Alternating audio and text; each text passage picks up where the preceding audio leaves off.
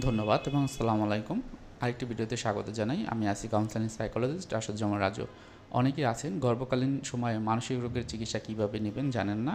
তাদের উদ্দেশ্যে আজকের ভিডিওটি আমি আমার জায়গা থেকে যতটুকু আমার এক্সপিরিয়েন্সে রয়েছে, অভিজ্ঞতা রয়েছে সেটি বলবো।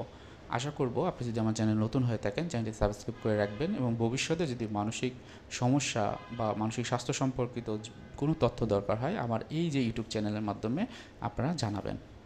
আসলে মানসিক রোগের চিকিৎসা এখন অনেক উন্নত।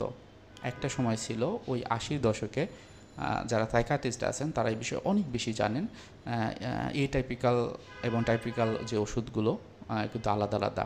একটা সময় ছিল যখন এই ওষুধের চিকিৎসাটায় কিছু কিছু সাইড এফেক্ট ছিল, যেটি কিন্তু এখন রিফাইন হয়ে অনেক বেশি রিসার্চ বা গবেষণা করে মানুষের ভালোর জন্য ব্যবহার করে এখন কিন্তু এটা এখন একদম রিসার্চের বেসিসে কিন্তু তারা কিন্তু ওষুধগুলো প্রেসক্রাইব করে থাকেন। এবং সেক্ষেত্রে আপনি যদি গর্ভকালীন হয়ে থাকেন সেক্ষেত্রে কী ধরনের ওষুধ দেওয়া যায় বা কী ধরনের ওষুধ আপনার গর্ভের যে সন্তান তার জন্য হার্মফুল হবে না সেটিও কিন্তু এখন দেওয়া হয়ে থাকে।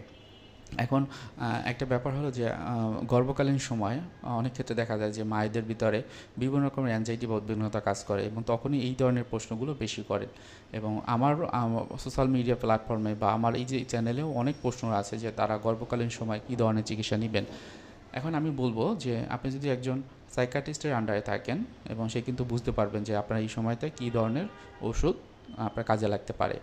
এবং সেক্ষেত্রে অনেকে আমাকে প্রশ্ন করেছে যে কয়েকদিন আগে আমি দেখেছি যে গাইনোকোলজিস্ট একভাবে বলেছে। তবে অবশ্যই হ্যাঁ, এটা ভালো যে একজন গাইনোকোলজিস্টের শরণাপন্ন যদি হতে পারেন সেটাও খুব ভালো। কিন্তু মনের যে মানসিক রোগের যে চিকিৎসাটি সেটিও তো হয়তো আপনার কন্টিনিউ করতে হবে। তাহলে সেটি কীভাবে করবেন? সেক্ষেত্রে ওই যে সাইকিয়াট্রিস্ট রয়েছেন তিনি প্রথমে হয়তো বা ৪-৫ মাস ৬ মাস পর্যন্ত আপনার গর্ভকালীনের সে কিন্তু ওই অনুযায়ী আপনাকে ওষুধ দিতে পারবে, মেডিসিন দিতে পারবে।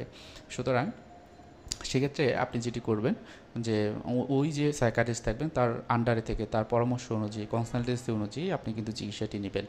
এবং মনে রাখবেন আপনি এই সময়টাতে শুধুমাত্র ওষুধ না এছাড়াও হয়তো বা কাউন্সেলিং বা সাইকোথেরাপিও দরকার হবে। কেননা কাউন্সেলিং বা সাইকোথেরাপি কোনো সাইড এফেক্ট নেই, যেটি হলো হয়তো আপনার এই যে গর্ভকালীন যে সময় কোনো রকমের প্রবলেম ক্রিয়েট করবে।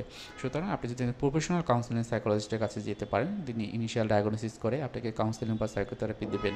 হয়তো বা এমন হতে পারে ওই সাইকিয়াট্রিস্ট আপনাকে বলে দিবে যে এই সময়টায় ওষুধের ডোজ হয়তো বা কমে দিতে পারে বা কিছু কিছু ওষুধ তিনি প্রিসক্রাইব নাও করতে পারে। এবং সেক্ষেত্রে আপনি যদি কাউন্সেলিং বা সাইকোথেরাপি নেন তাহলে দেখবেন যে আপনি ভালো থাকতে পারবেন। মনে রাখবেন কাউন্সেলিং বা সাইকোথেরাপির বিভিন্ন ধরন রয়েছে। গর্ভকালীন সময়ে আপনার যদি অনেক বেশি অ্যাংজাইটি থাকে বা অনেক রকমের মানসিক সমস্যাটা একটু বেশি থাকে সেক্ষেত্রে আপনার একজন সাইকিয়াট্রিস্ট এবং একজন কাউন্সেলিং বা ক্লিনিক্যাল সাইকোলজিস্টের শরণাপন্ন হবেন। হয়তো বা ওষুধের পরিমাণটা কম থাকলেও কাউন্সেলিং বা সাইকোথেরাপিটা একটু নিয়মিত নেবেন, হয়তো বা একটু বেশি সময় ধরে নেবেন, প্রতি সপ্তাহে একবার করে নেবেন। তাহলে দেখবেন কোনো রকমের আপনার যে ঝুঁকি সেটা থাকবে না, বরং আপনার সন্তান ভালো থাকবে, আপনিও ভালো থাকবেন।